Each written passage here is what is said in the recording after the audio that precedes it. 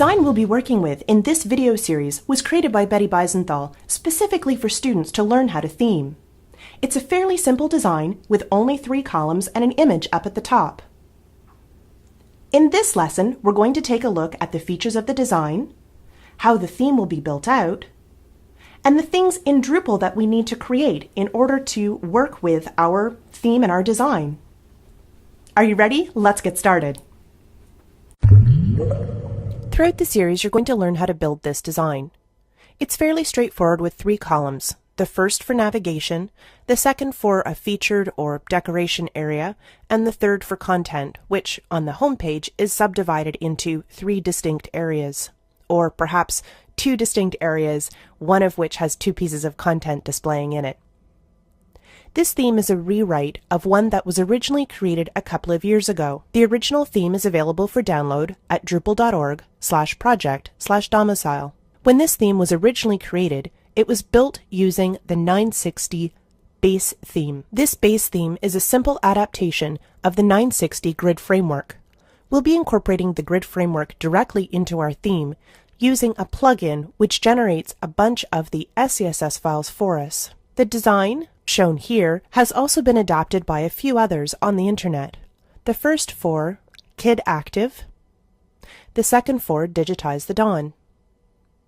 All the same basic layout, it's just the images that have been swapped out. Even though the way the theme was constructed has changed, the site build is approximately the same.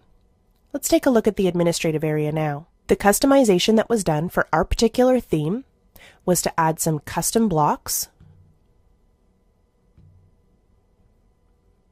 the pull quote in the center, a couple of menus, and also the footer.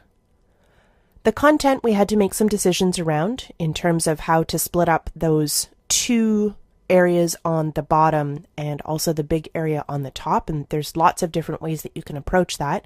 We've done it by creating one custom block and then by having the river of news subdivided visually into 2 distinct areas just through CSS.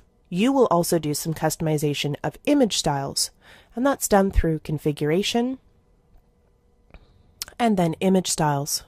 You'll be customizing the thumbnail, which comes with Drupal core, down to a 60 by 60 square. You'll also learn how to generate some fake content with the Devel Generate module. We'll be generating both fake content and also some fake menus. Well, I suppose they're actually real menus, but they've just got lorem ipsum in them. I don't spend a lot of time explaining the 960 grid framework, but let's take a look at how quickly you'll be able to snap together a layout with about 15 lines of Sass. Here's our layout file that you'll be using. You'll import a couple of SCSS files into your layout file. You'll set the number of columns that you want to use, and then simply decide what names you want to use for your layout. Notice the semantic naming here, and then assign the number of grid columns you want to use for each of those different areas.